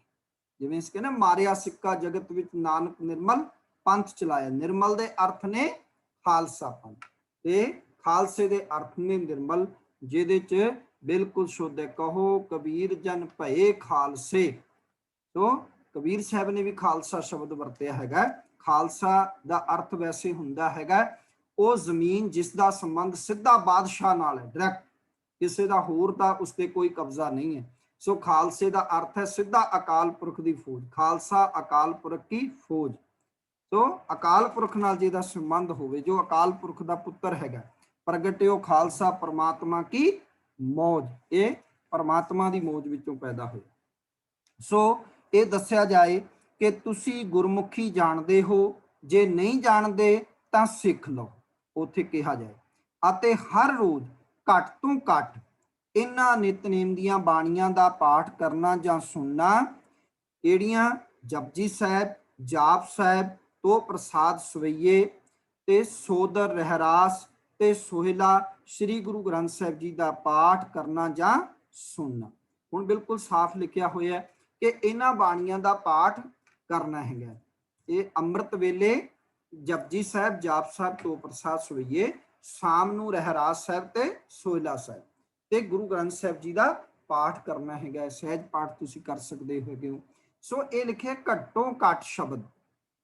ਇੱਥੇ ਮੈਂ ਇੱਕ ਕਬੀਰ ਸਾਹਿਬ ਜੀ ਦਾ ਸ਼ਲੋਕ ਦੱਸਾਂਗਾ ਕਿ ਕਬੀਰ ਸਾਹਿਬ ਕਹਿੰਦੇ ਵੀ ਕਬੀਰ ਏਕ ਘੜੀ ਆਦੀ ਘੜੀ, ਆਦੀ ਹੂੰ ਤੇ ਆਦ, ਭਗਤਨ ਸੇਤੀ ਗੋਸ਼ਟੇ ਜੋ ਕੀਨੋ ਸੋਲਾ। ਜੇ ਅਸੀਂ ਇਸ ਸ਼ਲੋਕ ਦੇ ਅਰਥ ਪੜ੍ਹ ਲਈਏ ਤਾਂ ਸਾਰਾ ਝਗੜਾ ਹੀ ਖਤਮ ਹੋ ਜਾਂਦਾ। ਕਈ ਲੋਕ ਝਗੜਾ ਕਰਦੇ ਨੇ ਜੀ 3 ਬਾਣੀਆਂ ਬਖਸ਼ਿਸ਼ ਕੀਤੀਆਂ, ਕਈ ਕਹਿੰਦੇ ਜੀ 5 ਬਖਸ਼ਿਸ਼ ਕੀਤੀਆਂ। ਦੇਖੋ ਗੱਲ ਹੈ ਵੀ ਇੱਥੇ ਲਿਖਿਆ ਵੀ ਘੱਟੋ ਘੱਟ ਰੋਜ਼ਾਨਾ ਨਿਤਨੇਮ ਦੀਆਂ ਇਹ 5 ਬਾਣੀਆਂ ਨੇ, 3 ਸਵੇਰੇ ਤੇ 2 ਸ਼ਾਮੀ। ਠੀਕ ਹੈ ਜੀ। ਵੱਧ ਤੋਂ ਵੱਧ ਤੁਸੀਂ ਕਿੰਨੀਆਂ ਹੀ ਕਰੋ। ਸੋ ਕਬੀਰ ਸਾਹਿਬ ਉਸ ਸ਼ਲੋਕ ਵਿੱਚ ਕਹਿੰਦੇ ਵੀ ਭਾਈ ਚਾਹੀਦਾ ਤਾਂ ਇਹ ਹੈ ਕਿ ਕਬੀਰ ਏਕ ਘੜੀ ਆਦੀ ਘੜੀ, ਆਦੀ ਹੂੰ ਤੇ ਆਦ, ਚਾਹੀਦਾ ਤਾਂ ਇਹ ਸੀ ਇੱਕ ਘੜੀ ਤੂੰ ਨਾਮ ਜਪਦਾ, 3.5 ਘੰਟਿਆਂ ਦੀ ਇੱਕ ਘੜੀ ਹੁੰਦੀ ਹੈ, ਪਰ ਨਹੀਂ ਸਮਾਂ ਤੇ ਅੱਧੀ ਤੋਂ ਅੱਧੀ ਕਰ ਲੈ, ਨਹੀਂ ਸਮਾਂ ਤੇ ਉਹ ਅੱਧੀ ਨਾਲੋਂ ਵੀ ਅੱਧੀ ਕਰ ਲੈ। ਚੇਤੇ ਰੱਖ ਜੋ ਕੀਨੋ ਸੋ ਲਾਭ, ਜੋ ਵੀ ਤੂੰ ਨਾਮ ਜਪੇਗਾ, ਭਗਤਾਂ ਨਾਲ ਚਰਚਾ ਕਰੇਗਾ, ਇਹ ਨਹੀਂ ਹੈ ਕਿ ਉਹਦਾ ਲਾਭ ਨਹੀਂ ਹੋਣਾ, ਲਾਭ ਜ਼ਰੂਰ ਹੋਣਾ। ਸੋ ਇਹ ਤਾਂ ਜੀਣ ਵਾਸਤੇ ਹੈ, ਇਹ ਤਾਂ ਅੰਮ੍ਰਿਤ ਦੀ ਰਹਿਤ ਰੱਖਣ ਵਾਸਤੇ। ਜਿਵੇਂ ਕਹਿੰਦੇ ਵੀ ਇਹ ਬੰਦਾ ਜਿਉਂਦਾ ਤਾਂ ਹੀ ਰਹੇਗਾ ਜੇ ਇਹ ਪਾਣੀ ਦੀਆਂ 2 ਘੁੱਟਾਂ, ਜੂਸ ਦੀਆਂ 2 ਘੁੱਟਾਂ ਪੀਏਗਾ, ਜੇ ਨਹੀਂ ਪੀਤੀਆਂ ਤੇ ਇਹ ਜਿਉਂਦਾ ਨਹੀਂ ਰਹੇਗਾ। ਸੋ ਇਸੇ ਤਰ੍ਹਾਂ ਹੈ ਕਿ ਇਹ ਤਾਂ ਭਾਈ ਸਾਡੇ ਘੱਟੋਂ ਘੱਟ ਹੈ ਜੀਣ ਵਾਸਤੇ। ਜਿਵੇਂ ਕਹਿੰਦੇ ਆਖਾਂ ਜੀਵਾਂ ਵਿਸਰੈ ਮਰ ਜਾਓ, ਤੇ ਆਤਮਕ ਮੌਤ ਹੈ ਫਿਰ ਤਾਂ। ਸੋ ਇੰਨਾ ਜੀ ਵੱਧ ਤੋਂ ਵੱਧ ਤੁਸੀਂ ਆਸਾ ਕੀ ਵਾਰ ਦੀ ਬਾਣੀ ਪੜ੍ਹੋ, ਤੁਸੀਂ ਸੁਖਮਨੀ ਸਾਹਿਬ ਦੀ ਬਾਣੀ ਪੜ੍ਹੋ, ਤੁਸੀਂ ਸ਼ਬਦ ਹਜ਼ਾਰੇ ਪੜ੍ਹੋ। ਉਹ ਲਿਖਿਆ ਅੱਗੇ ਵੀ ਸ੍ਰੀ ਗੁਰੂ ਗ੍ਰੰਥ ਸਾਹਿਬ ਜੀ ਦਾ ਪਾਠ ਕਰਨਾ, ਵੱਧ ਤੋਂ ਵੱਧ ਸਹਿਜ ਪਾਠ ਰੱਖੋ, ਔਰ ਵੱਧ ਤੋਂ ਵੱਧ ਬਾਣੀਆਂ ਜਿਹੜੀਆਂ ਨੇ ਉਹ ਪੜ੍ਹੋ। ਸਗੋਂ ਅੰਮ੍ਰਿਤ ਛਕ ਕੇ ਨਿਤਨੇਮ ਕਰਕੇ ਸਿੱਖ ਦੇ ਅੰਦਰ ਇਹ ਬਿਰਤੀ ਆ ਜਾਂਦੀ ਹੈ ਕਿ ਸਤਿਗੁਰ ਕੀ ਜਿਸ ਨੂੰ ਮਤ ਆਵੈ, ਸੋ ਸਤਿਗੁਰ ਮਾਹੀ ਸਮਾਨਾ, ਇਹ ਬਾਣੀ ਜੋ ਜੀਉ ਜਾਣੈ ਤਿਸ ਅੰਤਰ ਰਵੈ ਹਰ ਨਾਮਾ। ਮੁਬਾਰਕ ਹੈ ਜੇ ਤੁਹਾਡੇ ਕੋਲ ਅੰਮ੍ਰਿਤ ਵੇਲੇ ਸਮਾਂ ਹੈ, ਤੁਸੀਂ ਚੌਪਈ ਸਾਹਿਬ ਦਾ ਪਾਠ ਕਰੋ, ਆਨੰਦ ਸਾਹਿਬ ਦਾ ਪਾਠ ਕਰੋ, ਤੁਸੀਂ ਹੋਰ ਬਾਣੀਆਂ ਦਾ, ਸੁਖਮਨੀ ਸਾਹਿਬ ਦਾ ਪਾਠ ਕਰੋ, ਜੇ ਤੁਹਾਡੇ ਕੋਲ ਸਮਾਂ ਹੈਗਾ ਤੇ ਤੁਹਾਨੂੰ ਮੁਬਾਰਕਬਾਦ ਹੈ। ਤੇ ਅੱਜ ਦੀ ਦੌੜ ਭੱਜ ਦੀ ਜ਼ਿੰਦਗੀ ਵਿੱਚ ਤੁਸੀਂ ਵੇਖੋ ਕਿ ਬੰਦਾ ਸਵੇਰ ਤੋਂ ਸ਼ੁਰੂ ਹੁੰਦਾ, ਸ਼ਾਮ ਤੱਕ ਕੰਮ ਕਾਜ, ਨੌਕਰੀਆਂ ਵਿੱਚ ਵੇਲ ਨਹੀਂ, ਤੇ ਉਹ ਇੰਨਾ ਸਮਾਂ ਨਹੀਂ ਕੱਢ ਪਾਉਂਦਾ। ਸੋ ਗੁਰੂ ਪੰਥ ਨੇ ਬੜੀ ਦੂਰ ਅੰਦੇਸੀ ਦੀ ਸੋਚ ਕੇ ਤਾਂ ਹੀ ਸਾਨੂੰ ਕਿਹਾ ਵੀ ਘੱਟੋ ਘੱਟ ਇਹਨਾਂ ਬਾਣੀਆਂ ਦਾ ਪਾਠ ਕਰਨਾ, 5 ਬਾਣੀਆਂ ਦਾ, ਉਹ ਬਹੁਤ ਜ਼ਰੂਰੀ ਹੈ। ਸੋ ਅੱਗੇ ਜਿਹੜਾ 5 ਕਕਾਰ ਜਿਹੜਾ ਉਹਨਾਂ ਦੀ ਰਹਿਤ ਰੱਖਣ ਦੀ ਗੱਲ ਕੀਤੀ ਹੈ। 5 ਕੱਕਿਆਂ ਕੇਸ, ਕਿਰਪਾਨ, ਕਛਹਿਰਾ, ਕੰਗਾ, ਕੜਾ ਨੂੰ ਹਰ ਵੇਲੇ ਅੰਗ ਸੰਗ ਰੱਖਣਾ ਹੈਗਾ। ਕੇਸ ਗੁਰੂ ਸਾਹਿਬ ਦੀ ਮੋਹਰ ਹੈ, ਕਿਰਪਾਨ ਸਾਨੂੰ ਸਿੱਖ ਦੀ ਬਹਾਦਰੀ ਦਾ ਪ੍ਰਤੀਕ ਹੈਗਾ, ਆਪਣੀ ਰੱਖਿਆ ਵਾਸਤੇ, ਦੂਜਿਆਂ ਦੀ ਰੱਖਿਆ ਵਾਸਤੇ ਹੈਗੀ ਹੈ। ਤੇ ਕਛਹਿਰਾ ਸਿੱਖ ਦੇ ਜਤ ਸਤ ਦਾ ਪ੍ਰਤੀਕ ਹੈ, ਉੱਚੇ ਆਚਰਨ ਦਾ ਪ੍ਰਤੀਕ ਹੈ। ਕੰਘਾ ਸਿੱਖ ਨੂੰ ਸੁਚੇਤ ਰੱਖਦਾ ਹੈਗਾ। ਤੁਸੀਂ ਜਿੰਨੇ ਮਰਜ਼ੀ ਸੁਸਤ ਹੋ, ਜਦੋਂ ਤੁਸੀਂ ਕੇਸਾਂ ਵਿੱਚ ਕੰਘਾ ਕਰਦੇ ਹੋ ਤਾਂ ਤੁਹਾਨੂੰ ਚੇਤਨਤਾ ਆ ਜਾਂਦੀ ਹੈ। ਔਰ ਇਹੀ ਕਾਰਨ ਹੈ ਕਿ ਰਹਿਤਨਾਮਿਆਂ 'ਚ ਲਿਖਿਆ ਕਿ ਕੰਘਾ ਦੋਨੋਂ ਵਕਤ ਕਰ ਪੱਗ ਚੁਣੇ ਕਰ ਬੰਨ੍ਹਦੇ। ਇਹ ਸਿੱਖ ਨੇ ਦੋਨਾਂ ਵਕਤ ਕੰਘਾ ਕਰਨਾ ਤੇ ਪੱਗ ਵੀ ਚੁਣ ਕੇ ਬੰਨਣੀ, ਐ ਨਹੀਂ ਹੈ ਦੁਬੜੂ ਕਸੜੂ, ਬੜਾ ਸਵਾਰ ਕੇ ਸੋਹਣੀ ਕਰਕੇ ਪੱਗ ਜਿਹੜੀ ਹੈ ਬੰਨਣੀ ਹੈ। ਕਿਉਂ? ਕਿਉਂਕਿ ਅਸੀਂ ਦਸਤਾਰ ਨੂੰ ਇੱਕ ਵਾਰ ਸਜਾਣਾ, ਇੱਕ ਟਾਈਮ ਸਜਾਣਾ ਨਾ। ਤੇ ਚੇਤੇ ਰੱਖੋ ਦਸਤਾਰ ਸਾਨੂੰ ਦਿਹਾੜੀ ਵਿੱਚ ਹਰ ਟਾਈਮ ਹੀ ਸਜਾ ਕੇ ਰੱਖਦੀ, ਹਰ ਵੇਲੇ ਦਸਤਾਰ ਕਰਕੇ ਕਿੰਨਾ ਮਾਣ ਇੱਜ਼ਤ ਲੋਕ ਸਰਦਾਰ ਜੀ ਕਹਿੰਦੇ ਨੇ। ਸੋ ਸਾਨੂੰ ਜਿੱਥੇ ਕੰਘਾ ਬਖਸ਼ਿਸ਼ ਕੀਤਾ ਹੈ ਉੱਥੇ ਕੜਾ ਜਿਹੜਾ ਹੈ ਸਰਬ ਲੋ ਦਾ ਹੋਵੇ ਤੇ ਇਹ ਸਿੱਖ ਨੂੰ ਵਹਿਮਾਂ ਭਰਮਾਂ ਤੋਂ ਮੁਕਤ ਕਰਦਾ ਹੈ। ਸੋ ਰਹਿਤਨਾਮਿਆਂ ਵਿੱਚ ਅਸੀਂ ਦੇਸਾ ਸਿੰਘ ਦੇ ਪੜ੍ਹਦੇ ਹਾਂ, ਕੱਛ ਕਿਰਪਾਨ ਨਾ ਕਬਹੂ ਤਿਆਗੇ, ਕੱਛ ਬਿਨਾ ਚਿਰੰਕਾਲ ਨਾ ਰਹੇ, ਇੱਕ ਤਜ ਦੁਤੀਏ ਤੁਰੰਤ ਹੀ ਗਏ। ਵੀ ਇਹਨਾਂ ਪੰਜ ਨਿਸ਼ਾਨੀਆਂ ਤੋਂ ਬਿਨਾ ਸਿੱਖ ਨਹੀਂ ਰਹਿੰਦਾ ਹੈਗਾ, ਪੰਜ ਕਕਾਰਾਂ ਤੋਂ ਬਿਨਾ। ਜੇ ਕਿਤੇ ਕੋਈ ਢਿੱਲ ਮੱਠ ਹੋ ਗਈ ਇੱਕਦਮ ਫਿਰ ਦੂਜਾ ਨਾਲ ਹੀ ਰੱਖਦਾ ਹੈਗਾ, ਆਪਣੇ ਨਾਲ ਕਕਾਰ ਜਿਹੜਾ ਉਹ ਹਰ ਸਮੇਂ ਰੱਖਦਾ ਹੈਗਾ। ਔਰ ਭਾਈ ਸਾਹਿਬ ਭਾਈ ਨੰਦ ਲਾਲ ਜੀ ਦੇ ਬੋਲ ਮੈਨੂੰ ਚੇਤੇ ਆ ਰਹੇ ਨੇ, ਉਹ ਤੇ ਕਹਿੰਦੇ ਨੇ ਨਿਸ਼ਾਨੇ ਇਹ ਸਿੱਖੀ ਪੰਜ ਹਰਫ ਕਾਫ, ਹਰਗਿਜ਼ ਨਾ ਬਾਸਿਦ ਇਹ ਪੰਜ ਮਾਫ। ਇਸ ਸਿੱਖੀ ਦੀਆਂ ਇਹ ਪੰਜ ਨਿਸ਼ਾਨੀਆਂ ਪੰਜ ਕੱਕੇ ਨੇ, ਕਹਿਣਗੇ ਹਰਗਿਜ਼ ਵੀ ਕਿਸੇ ਸਿੱਖ ਨੂੰ ਵੀ ਇਹ ਮਾਫ ਨਹੀਂ ਹੈ। ਪ੍ਰੋਫੈਸਰ ਪੂਰਨ ਸਿੰਘ ਨੂੰ ਮੈਂ ਪੜ੍ਹ ਰਿਹਾ ਸੀ, ਪ੍ਰੋਫੈਸਰ ਪੂਰਨ ਸਿੰਘ ਨੇ ਤਾਂ ਇੱਥੋਂ ਤੱਕ ਲਿਖਿਆ, ਉਹ ਕਹਿੰਦੇ ਇਹ ਜਿਹੜੀਆਂ ਪੰਜ ਸਿੱਖੀ ਦੀਆਂ ਨਿਸ਼ਾਨੀਆਂ ਨੇ ਨਾ, ਕਿਰਪਾਨ, ਕੰਘਾ, ਕੜਾ, ਕਛਹਿਰਾ ਹੈ, ਕਹਿਣਗੇ ਇਹ ਮੇਰੀਆਂ ਸਿੱਖੀ ਦੀਆਂ ਪੰਜ ਨਿਸ਼ਾਨੀਆਂ ਅਸਲ ਵਿੱਚ ਮੇਰੇ ਸੁਹਾਗ ਦੀਆਂ ਨਿਸ਼ਾਨੀਆਂ। ਜਿਵੇਂ ਕਿ ਸੁਹਾਗਣ ਕੋਲ ਨਿਸ਼ਾਨੀਆਂ ਹੁੰਦੀਆਂ ਨਾ, ਵੀ ਦੂਰੋਂ ਹੀ ਦੇਖ ਕੇ ਕੋਈ ਕਹਿ ਸਕਦਾ ਵੀ ਕਲਗੀਆਂ ਵਾਲੇ ਦਾ ਪਿਤਾ ਦਾ ਪੁੱਤਰ ਇਹ ਆ ਰਿਹਾ ਹੈ, ਕਹਿਣਗੇ ਮੇਰੇ ਸੁਹਾਗ ਦੀਆਂ ਨਿਸ਼ਾਨੀਆਂ। ਸੋ ਸਾਨੂੰ ਇਹ ਪੰਜ ਨਿਸ਼ਾਨੀਆਂ ਅੰਮ੍ਰਿਤ ਛਕਣ ਤੋਂ ਬਾਅਦ ਪ੍ਰਾਪਤ ਹੁੰਦੀਆਂ, ਸਾਨੂੰ ਜ਼ਰੂਰ ਜਿਹੜਾ ਹੈ ਉਹ ਪ੍ਰਾਪਤ ਕਰਨੀਆਂ ਚਾਹੀਦੀਆਂ। ਅੱਗੇ ਹੈਗਾ ਜੀ ਕਿ ਇਹ ਚਾਰ ਕੁਰਹਿਤਾਂ ਨਹੀਂ ਕਰਨੀਆਂ। ਤੇ ਇਹ ਚਾਰ ਕੁਰਹਿਤਾਂ ਕਿਹੜੀਆਂ ਨੇ? ਕੇਸਾਂ ਦੀ ਬੇਦਬੀ ਕਰਨੀ, ਕਿ ਕੇਸ ਜਿਹੜੇ ਨੇ ਉਹ ਕੱਟਣੇ ਪੁੱਟਣੇ ਇਤਿਆਦਿ, ਠੀਕ ਹੈ। ਭਾਵ ਕਿ ਪੈਰ ਦੀ ਚੋਟੀ ਤੋਂ ਲੈ ਕੇ ਪੈਰ ਦੇ ਅੰਗੂਠੇ ਤੋਂ ਲੈ ਕੇ ਸਿਰ ਦੀ ਚੋਟੀ ਤੱਕ ਸਿੱਖ ਨੇ ਕੇਸਾਂ ਦਾ ਬੁਰਾ ਨਹੀਂ ਮੰਨਣਾ, ਕੋਈ ਵੀ ਕੇਸ ਜਿਹੜਾ ਉਹ ਕਤਲ ਨਹੀਂ ਕਰਾਣੇ। ਦੂਜੀ ਜਿਹੜੀ ਕੁਰਹਿਤ ਹੈ ਉਹ ਹੈ ਪੁੱਠਾ ਖਾਣਾ, ਜੋ ਮੁਸਲਮਾਨੀ ਤਰੀਕੇ ਨਾਲ ਕਲਮਾ ਪੜ ਕੇ ਇਤਿਆਦਿਕ ਮਾਸ ਜਿਹੜਾ ਤਿਆਰ ਹੁੰਦਾ ਉਹ ਨਹੀਂ ਛਕਣਾ ਹੈਗਾ। ਫਿਰ ਤੀਜਾ ਹੈ ਪਰ ਇਸਤਰੀ ਜਾਂ ਪਰ ਪੁਰਸ਼ ਦਾ ਗਮਨ ਭੋਗਣਾ, ਸੋ ਆਪਣਾ ਆਚਰਣ ਜਿਹੜਾ ਹੈ ਉਹ ਉੱਚਾ ਸੁੱਚਾ ਰੱਖਣਾ ਹੈਗਾ। ਤੇ ਇਹ ਹਿਦਾਇਤ ਦੋਨਾਂ ਵਾਸਤੇ ਹੈ, ਪੁਰਸ਼ ਵਾਸਤੇ ਵੀ ਤੇ ਇਸਤਰੀ ਵਾਸਤੇ। ਇਹਦੀ ਡਿਟੇਲ ਅਸੀਂ ਗੁਰਮਤਿ ਦੀ ਰਹਿਣੀ ਵਿੱਚ ਪੜ੍ਹ ਕੇ ਆਏ ਹਾਂ, ਪਰ ਬੇਟੀ ਕੋ ਬੇਟੀ ਜਾਣੇ ਪਰ ਇਸਤਰੀ ਕੋ ਮਾਤ ਮਖਾਨੇ। ਫਿਰ ਹੈ ਕਿ ਚੌਥਾ ਪੁਆਇੰਟ ਹੈ ਤੰਬਾਕੂ ਦਾ ਵਰਤਣਾ, ਭਈ ਕਿਸੇ ਵੀ ਪ੍ਰਕਾਰ ਦਾ ਕੋਈ ਨਸ਼ਾ ਇਤਿਆਦਿਕ ਸਿੱਖ ਨੇ ਨਹੀਂ ਵਰਤਣਾ। ਇਹ ਛੋਟੇ ਤੋਂ ਛੋਟੇ ਨਸ਼ੇ ਦੀ ਗੱਲ ਕੀਤੀ ਵੀ 2 ਰੁਪਏ ਦੀ ਤੰਬਾਕੂ ਦੀ ਪੁੜੀ ਆ ਜਾਂਦੀ, ਮਹਿੰਗੇ ਤੋਂ ਮਹਿੰਗਾ ਨਸ਼ਾ ਤੇ ਸਸਤੇ ਤੋਂ ਸਸਤਾ ਨਸ਼ਾ ਉਹ ਕੋਈ ਕਿਸੇ ਪ੍ਰਕਾਰ ਦਾ ਨਹੀਂ ਵਰਤਣਾ। ਅਸੀਂ ਦੇਖਾਂਗੇ ਕਿ ਗੁਰਮਤਿ ਦੀ ਰਹਿਣੀ ਵਿੱਚ ਵੀ ਆਇਆ ਸੀ ਭੰਗ, ਅਫੀਮ, ਸ਼ਰਾਬ ਇਤਿਆਦਿਕ ਨਹੀਂ ਵਰਤਣਾ। ਔਰ ਇਸ ਤੋਂ ਬਾਅਦ ਵੀ ਅੱਗੇ ਇਹਦੀ ਡਿਟੇਲ ਜਿਹੜਾ ਉਹ ਅੱਗੇ ਆਏਗੀ ਕਿ ਸਿੱਖ ਨੇ ਕਿਸੇ ਵੀ ਪ੍ਰਕਾਰ ਦਾ ਕੋਈ ਨਸ਼ਾ ਇਤਿਆਦਿਕ ਨਹੀਂ ਵਰਤਣਾ ਹੈਗਾ। ਇਹ ਚਾਰ ਕੁਰਹਿਤਾਂ ਨਹੀਂ ਕਰਨੀਆਂ। ਇੱਕ ਹੁੰਦੀ ਹੈ ਰਹਿਤ ਤੇ ਅੱਗੇ ਲੱਗਿਆ ਕੁਰਹਿਤ, ਭੈੜੇ ਤੋਂ ਭੈੜਾ ਕੰਮ ਇਹ ਗਿਣਿਆ ਗਿਆ ਸਿੱਖ ਧਰਮ ਵਿੱਚ। ਸੋ ਇਹਨਾਂ ਵਿੱਚੋਂ ਕੋਈ ਕੁਰਹਿਤ ਹੋ ਜਾਏ, ਕੋਈ ਗਲਤੀ ਇਹਨਾਂ ਵਿੱਚੋਂ ਹੋ ਜਾਏ ਤਾਂ ਮੁੜ ਕੇ ਅੰਮ੍ਰਿਤ ਛਕਣਾ ਪਏਗਾ, ਦੁਬਾਰਾ ਫਿਰ ਅੰਮ੍ਰਿਤ ਛਕਣਾ ਪਏਗਾ, ਠੀਕ ਹੈ। ਆਪਣੀ ਇੱਛਾ ਵਿਰੁੱਧ ਅਨਭੋਲੀ ਕੋਈ ਕੁਰਹਿਤ ਹੋ ਜਾਵੇ ਤਾਂ ਕੋਈ ਦੰਡ ਨਹੀਂ ਹੈਗਾ। ਤੇ ਅੱਗੇ ਦਿੱਤਾ ਹੋਇਆ ਹੈਗਾ ਕਿ ਇਸ ਦੇ ਵਿੱਚ ਇਹਨਾਂ ਵਿੱਚੋਂ ਕੋਈ ਕੁਰਹਿਤ ਹੋ ਜਾਵੇ ਤਾਂ ਮੁੜ ਕੇ ਅੰਮ੍ਰਿਤ ਛਕਣਾ ਪਵੇਗਾ। ਆਪਣੀ ਇੱਛਾ ਵਿਰੁੱਧ ਕੋਈ ਅਨਭੋਲੀ ਕੋਈ ਕੁਰਹਿਤ ਹੋ ਜਾਏ ਤਾਂ ਕੋਈ ਦੰਡ ਨਹੀਂ ਹੈ। ਜਿਵੇਂ ਭਾਈ ਤਾਰੂ ਸਿੰਘ ਦੇ ਜ਼ਬਰਨ ਕੇਸ ਕਤਲ ਕਰਾ ਦਿੱਤੇ ਗਏ, ਇਸ ਤਰ੍ਹਾਂ ਹਕੂਮਤ ਵੱਲੋਂ ਜਿਹੜਾ ਉਹ ਜ਼ਬਰ ਜਨਾਹ ਦਾ ਜਿਹੜਾ ਹੈ ਜ਼ੁਲਮ ਕਰਕੇ ਦੋਸ਼ ਲਾ ਕੇ ਸਿੱਖਾਂ ਉੱਤੇ ਬੜੇ ਸਾਰੇ ਅਤਿਆਚਾਰ ਹੁੰਦੇ ਰਹੇ। ਜਦੋਂ ਘਰ ਕੇ ਕੱਢੇ ਬਨ ਲੁਕੈ, ਬਨ ਕੱਢ ਨੀਰ ਲੁਕਾਈ, ਨੀਰ ਕੇ ਕੱਢੇ ਕਾਹਾਂ ਲੁਕੈ, ਕਹੋ ਸਿੰਘ ਕੱਤ ਜਾਈ। ਸੋ ਇਹਨਾਂ ਦਾ ਧਿਆਨ ਰੱਖਣਾ ਹੈਗਾ। ਤੇ ਜਦੋਂ ਜ਼ਾਬਰਾਂ ਨੇ ਧੱਕੇ ਨਾਲ ਕਿਸੇ ਸਿੰਘ ਦੇ ਕੇਸੀ ਬੇਦਬੀ ਕੀਤੀ, ਜੋ ਆਪਣੀ ਇੱਛਾ ਤੋਂ ਵਿਰੋਧੀ ਗੱਲ ਮੈਂ ਕਰ ਰਿਹਾ, ਪੁੱਠਾ ਖਵਾਇਆ, ਧੱਕੇ ਨਾਲ ਕਿਸੇ ਬੀਬੀ ਨਾਲ ਸਰੀਰਕ ਸੰਬੰਧ ਕੀਤਾ, ਤਾਂ ਕਿਸੇ ਤਰ੍ਹਾਂ ਦੀ ਕੋਈ ਕੁਝ ਹੋਰ ਕੀਤਾ, ਤਾਂ ਮਰਜ਼ੀ ਦੇ ਖਿਲਾਫ ਜੋ ਧਿੰਗੋ ਜੋਰੀ ਵਧੀਕੀ ਤੇ ਸ਼ਿਕਾਰ ਸਿੰਘਾਂ ਨੂੰ ਦੰਡ ਨਹੀਂ ਦਿੱਤਾ ਜਾ ਸਕਦਾ। ਕਿਉਂਕਿ ਉਹ ਪੀਰੀਅਡ ਜਿਹੜਾ ਬੜਾ ਭਿਆਨਕ ਪੀਰੀਅਡ ਸੀਗਾ, ਜਿਸ ਦੌਰ ਦੇ ਵਿੱਚ ਜਿਹੜਾ ਹੈ ਉਹ ਸਿੰਘ ਗੁਜ਼ਰੇ, ਜਦੋਂ ਜੰਗਲ ਬੇਲਿਆਂ ਘੋੜਿਆਂ ਦੀਆਂ ਕਾਠੀਆਂ ਦਾ ਜਿਹੜਾ ਜ਼ਿਕਰ ਹੈਗਾ ਕਿ ਸਿੱਖਾਂ ਦੇ ਘਰਾਂ ਨੂੰ ਅੱਗ ਲਾ ਦਿੱਤੀ ਜਾਂਦੀ ਸੀ। ਹਰ ਭਗਤ ਨਿਰੰਜਨੀ ਵਰਗੇ ਤੇ ਮੀਰ ਮੰਨੂ ਵਰਗੇ, ਜ਼ਕਰੀਆ ਖਾਂ ਵਰਗੇ, ਇਹ ਉਹ ਹਾਲਾਤਾਂ ਵਿੱਚੋਂ ਦੀ ਗੱਲ। ਸੋ ਅੱਗੇ ਹੈ ਸਿਰ ਗੁੰਮ ਕੇਸਾਂ ਧਾਰੀ ਹੋ ਕੇ ਜੋ ਕੇਸ ਕਟਾਵੇ, ਸਿਰ ਗੁੰਮ ਉਸਨੂੰ ਕਿਹਾ ਜਾਂਦਾ। ਨੜੀ ਮਾਰ ਜੋ ਹੁੱਕਾ ਇਤਿਆਦਿਕ ਪੀਂਦਾ ਹੈਗਾ। ਸੋ ਜੋ ਸਿੱਖ ਹੋ ਕੇ ਇਹ ਕੰਮ ਕਰਨ ਦਾ ਸੰਗ ਨਹੀਂ ਕਰਨਾ, ਪੰਥ ਸੇਵਾ ਅਤੇ ਗੁਰਦੁਆਰਿਆਂ ਦੀ ਟਹਿਲ ਨਹੀਂ ਤਤਪਰ ਰਹਿਣਾ, ਆਪਣੀ ਕਮਾਈ ਵਿੱਚੋਂ ਗੁਰੂ ਦਾ ਦਸਵੰਧ ਦੇਣਾ ਆਦਿ ਸਾਰੇ ਕੰਮ ਗੁਰਮਤ ਅਨੁਸਾਰ ਕਰਨੇ। ਠੀਕ ਹੈ ਜੀ।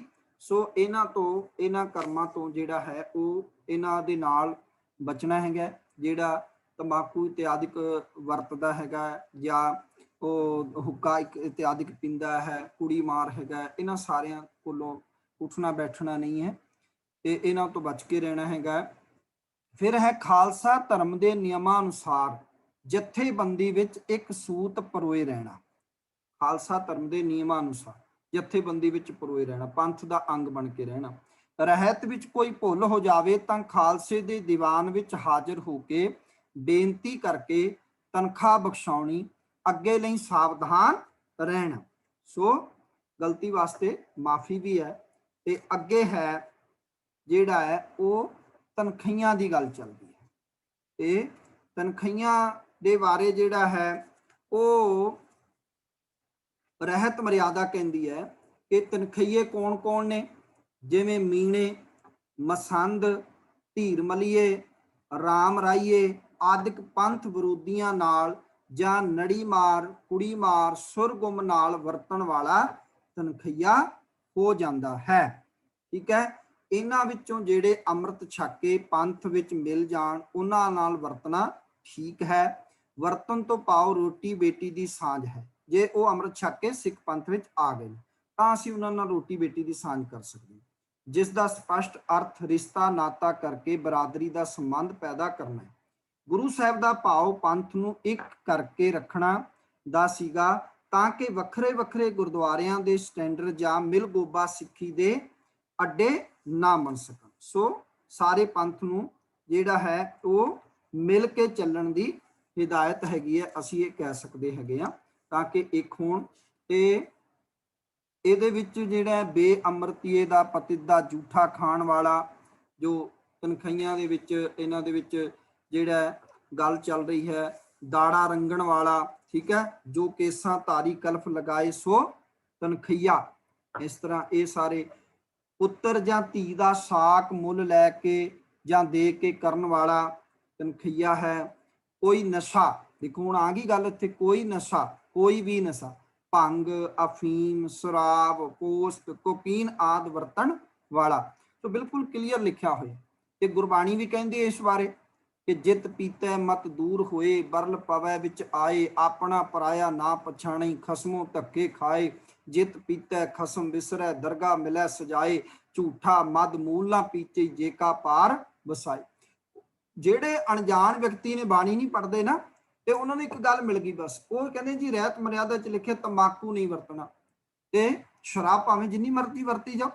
ਉਹ ਦੇਖੋ ਨਾ ਅੱਜ ਤਰਾਸਦੀ ਹੈ, ਜਿਸ ਕੌਮ ਕੋਲ ਨਸ਼ੇ ਤੋਂ ਦੂਰ ਰੱਖਿਆ ਗਿਆ, ਜਿਸ ਕੌਮ ਦੇ ਗੁਰੂ ਦਾ ਘੋੜਾ ਤੰਬਾਕੂ ਦੇ ਖੇਤ 'ਚ ਨਹੀਂ ਵੜਦਾ, ਉਸ ਕੌਮ ਦੇ ਵਿੱਚ ਜਿਹੜਾ ਉਹ ਲੋਕ ਕਹਿੰਦੇ ਹੁੰਦੇ ਸੀ ਪੰਜਾਬ ਵਿੱਚ 6ਵਾਂ ਦਰਿਆ ਵਗ ਰਿਹਾ, ਇਹ ਸਕੂਲਾਂ ਦੇ ਵਿੱਚ ਹੀ ਸ਼ਰਾਬ ਕੱਢੀ ਜਾ ਰਹੀ ਹੈ। ਕਮਾਲ ਹੋ ਗਈ ਹੈ। ਤੋ ਜਿਹੜੇ ਬੰਦ ਪਏ ਸਕੂਲ ਨੇ ਉਹਨਾਂ ਦੇ ਵਿੱਚ ਸ਼ਰਾਬਾਂ ਲੋਕ ਕੱਢ ਲੈਂਦੇ ਨੇ, ਪੁਰਾਣੇ ਬੰਬੀਆਂ ਤੇ ਵੀ ਹੱਦ ਹੋ ਗਈ ਹੈ। ਇਹਦੇ ਦਾ ਸਾਫ਼ ਲਿਖਿਆ ਗੁਰੂ ਗ੍ਰੰਥ ਸਾਹਿਬ, ਕਲੀਅਰ ਲਿਖਿਆ ਹੋਇਆ। ਉਹ ਰਹਿਤ ਮਰਿਆਦਾ 'ਚ ਵੀ ਕਲੀਅਰ ਲਿਖਿਆ ਹੋਇਆ, ਕਿਸੇ ਪ੍ਰਕਾਰ ਦਾ ਭੰਗ, ਅਫੀਮ, ਸ਼ਰਾਬ, ਪੋਸਤ, ਕੋਕੀਨ ਆਦਿ ਨਹੀਂ ਵਰਤਣਾ, ਬਿਲਕੁਲ ਹਿਦਾਇਤ ਹੈ। ਤੇ ਰਹਿਤ ਗੁਰੂ ਗ੍ਰੰਥ ਸਾਹਿਬ ਦਾ ਪੜ੍ਹ ਰਹੇ ਹਾਂ ਅਸੀਂ। ਗੁਰੂ ਗ੍ਰੰਥ ਸਾਹਿਬ ਮਹਾਰਾਜ ਕਹਿੰਦੇ ਨੇ, ਜਿਤ ਪੀਤੈ ਮਤ ਦੂਰ ਹੋਏ, ਬਰਲ ਪਵੈ ਵਿਚਾਏ, ਆਪਣਾ ਪਰਾਇਆ ਨਾ ਪਛਾਣੀ, ਖਸਮੋ ਧੱਕੇ ਖਾਏ। ਸੋ ਮੈਂ ਉਹਨਾਂ ਵੀਰਾਂ ਨੂੰ ਬੇਨਤੀ ਕਰਾਂਗਾ, ਭਾਈ ਗੁਰਬਾਣੀ ਨੂੰ ਪੜ੍ਹੋ, ਰਹਿਤ ਮਰਿਆਦਾ ਨੂੰ ਪੜ੍ਹੋ, ਫਿਰ ਤੁਹਾਨੂੰ ਪਤਾ ਲੱਗੇਗਾ ਕਿ ਕਿੰਨੇ ਵਿਸਥਾਰ ਨਾਲ ਨਸ਼ਿਆਂ ਦੇ ਖਿਲਾਫ ਸਤਿਗੁਰੂ ਮਹਾਰਾਜ ਨੇ ਲਿਖਿਆ। ਇਹ ਤਾਂ ਸਾਡੀ ਚੰਗੀ ਜਵਾਨੀ, ਬਚਪਨ, ਬੁਢੇਪਾ ਸਭ ਕੁਝ ਉਜਾੜ ਦਿੰਦੇ ਨੇ। ਇਹਨਾਂ ਤੋਂ ਸਾਨੂੰ ਵੀ ਬਚਣਾ, ਆਪਣੇ ਪਰਿਵਾਰ ਨੂੰ ਵੀ ਬਚਾ ਕੇ ਰੱਖਣਾ, ਆਉਣ ਵਾਲੀਆਂ ਪੀੜ੍ਹੀਆਂ ਨੂੰ ਬਚਾ ਕੇ ਰੱਖਣਾ ਹੈ। ਤੋ ਅੱਗੇ ਕਹਿੰਦੇ, ਗੁਰਮਤ ਤੋਂ ਵਿਰੁੱਧ ਕੋਈ ਸੰਸਕਾਰ ਕਰਨ ਕਰਾਉਣ ਵਾਲਾ, ਇਹ ਵੀ ਤਨਖਈਆ ਹੈ। ਰਹਿਤ ਵਿੱਚ ਕੋਈ ਭੁੱਲ ਕਰਨ ਵਾਲਾ, ਇਹ ਵੀ ਤਨਖਈਆ ਹੈ। ਇਹ ਸਿੱਖਿਆ ਦੇਣ ਉਪਰੰਤ, ਇਹ ਸਿੱਖਿਆ ਕਿ ਵੀ ਇਹ ਤਨਖਈਏ ਨੇ, ਇਹਨਾਂ ਤੋਂ ਬਚ ਕੇ ਰਹਿਣਾ। ਇਹ ਸਿੱਖਿਆ ਦੇਣ ਉਪਰੰਤ ਪੰਜ ਪਿਆਰਿਆਂ ਵਿੱਚੋਂ ਕੋਈ ਸੱਜਣ ਅਰਦਾਸ ਕਰੇ, ਫਿਰ ਤੀਜੀ ਅਰਦਾਸ ਹੁੰਦੀ ਹੈ। ਠੀਕ ਹੈ ਜੀ। ਫਿਰ ਤਾਬਿਆਂ ਬੈਠਾ ਸਿੰਘ ਹੁਕਮ ਲਵੇ, ਜਿਨ੍ਹਾਂ ਨੇ ਅੰਮ੍ਰਿਤ ਛਕਿਆ ਹੈ, ਉਹਨਾਂ ਵਿੱਚੋਂ ਜੇ ਕਿਸੇ ਦਾ ਨਾਮ ਅੱਗੇ ਸ੍ਰੀ ਗੁਰੂ ਗ੍ਰੰਥ ਸਾਹਿਬ ਜੀ ਤੋਂ ਨਹੀਂ ਰੱਖਿਆ ਹੋਇਆ, ਤਾਂ ਉਸ ਦਾ ਨਾਂ ਹੁਣ ਬਦਲ ਕੇ ਰੱਖਿਆ ਜਾਏ। ਕਿੰਨੀ ਸੋਹਣੀ ਗੱਲ ਹੈ, ਕਿੰਨਾ ਵਧੀਆ ਵਿਧਾਨ ਹੈ ਵੀ ਜੇ ਕਿਸੇ ਨੇ ਪਹਿਲਾਂ ਗੁਰੂ ਗ੍ਰੰਥ ਸਾਹਿਬ ਤੋਂ ਕਿਸੇ ਦਾ ਨਾਂ ਨਹੀਂ ਰੱਖਿਆ, ਮੰਨ ਲਓ ਸਨਾਤਨ ਧਰਮ ਵਿੱਚੋਂ ਆਇਆ ਹੈਗਾ ਤੇ ਉਹ ਆਪਣਾ ਨਾਂ ਤਬਦੀਲ ਕਰਾਉਣਾ ਚਾਹੁੰਦਾ ਹੈ, ਜਿਵੇਂ ਪ੍ਰੋਫੈਸਰ ਸਾਹਿਬ ਸਿੰਘ ਜੀ ਜਿਨ੍ਹਾਂ ਨੇ ਗੁਰੂ ਗ੍ਰੰਥ ਸਾਹਿਬ ਦਾ ਟੀਕਾ ਕੀਤਾ, ਸੋ ਉਹਨਾਂ ਦਾ ਜਿਹੜਾ ਨੱਥਾ ਰਾਮ ਇਤਿਆਦਿਕ ਨਾਮ ਸੀਗਾ, ਹੈ ਭਗਤ ਪੂਰਨ ਸਿੰਘ ਦਾ ਰਾਮ ਜੀ ਨਾਮ ਸੀ। ਇਸ ਤਰ੍ਹਾਂ ਹੋਰ ਬੜੀਆਂ ਬੜੀਆਂ ਸ਼ਖਸੀਅਤਾਂ ਹੋਈਆਂ ਜਿਨ੍ਹਾਂ ਨੇ ਸਿੱਖ ਧਰਮ ਖੁਸ਼ੀ ਨਾਲ ਕਬੂਲ ਕੀਤਾ ਔਰ ਉਹ ਇੱਕ ਚੰਗੇ ਮੁਕਾਮ ਤੱਕ ਪਹੁੰਚੇ ਨੇ, ਗੁਰੂ ਦੀ ਖੁਸ਼ੀ ਹਾਸਲ ਕੀਤੀ। ਸੋ ਉਹਨਾਂ ਦਾ ਨਾਮ ਪੰਜ ਪਿਆਰੇ ਜਿਹੜਾ ਸ੍ਰੀ ਗੁਰੂ ਗ੍ਰੰਥ ਸਾਹਿਬ ਜੀ ਤੋਂ ਵਾਕ ਲੈ ਕੇ ਰੱਖ ਸਕਦੇ ਨੇ। ਨਾਮ ਤਬਦੀਲ ਕਰਨ ਦੀ ਵੀ ਜਿਹੜੀ ਹੈ ਉਹ ਰਹਿਤ ਮਰਿਆਦਾ ਦੇ ਵਿੱਚ ਦਰਸਾਇਆ ਗਿਆ। ਤੇ ਨਾਲ ਹੀ ਫਿਰ ਇੱਥੇ ਅਖੀਰ 'ਚ ਲਿਖਿਆ ਹੋਇਆ ਹੈ ਕਿ ਅੰਤ ਕੜਾ ਪ੍ਰਸਾਦ ਵਰਤੇ।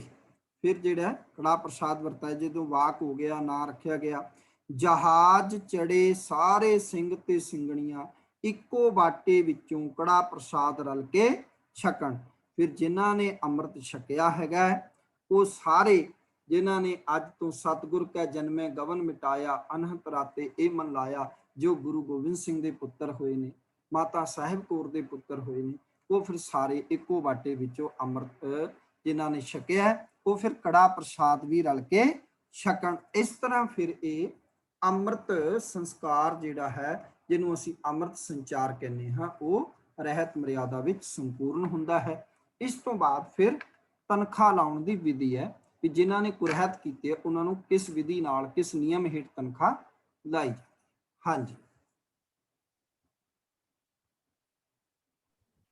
ਵੀਰ ਜੀ, ਆਪ ਜੀ ਦਾ ਬਹੁਤ ਬਹੁਤ ਧੰਨਵਾਦ। आपने बड़ी चंगी तरह से बड़ी डिटेल के अंदर एक एक चीज को बड़े ही साफ सुथरे और मतलब समझ आई है कि ਰਹਿਤ ਮਰਿਆਦਾ ਜੋ ਹੈ ਇਸ ਸੰਚਾਰ ਦੇ ਬਾਰੇ ਕਿਸ ਤਰ੍ਹਾਂ ਸਾਨੂੰ ਸਮਝਾ ਰਹੀ ਹੈ। ਇੱਕ ਇੱਕ ਚੀਜ਼ ਤੁਸੀਂ ਬੜੇ ਹੀ ਧਿਆਨ ਨਾਲ ਪਿਆਰ ਨਾਲ ਸਮਝਾਈ ਹੈ। ਇਹਨਾਂ ਸ਼ਬਦਾਂ ਨਾਲ ਹੀ ਕੱਲ ਫਿਰ ਇੱਕ ਨਵਾਂ ਸਵਾਲ ਲੈ ਕੇ ਆਪ ਜੀ ਦੇ ਨਾਲ ਸਾਂਝ ਪਾਵਾਂਗੇ। ਵਾਹਿਗੁਰੂ ਜੀ ਕਾ ਖਾਲਸਾ, ਵਾਹਿਗੁਰੂ ਜੀ ਕੀ ਫਤਿਹ। ਵਾਹਿਗੁਰੂ ਜੀ ਕੀ ਫਤਿਹ।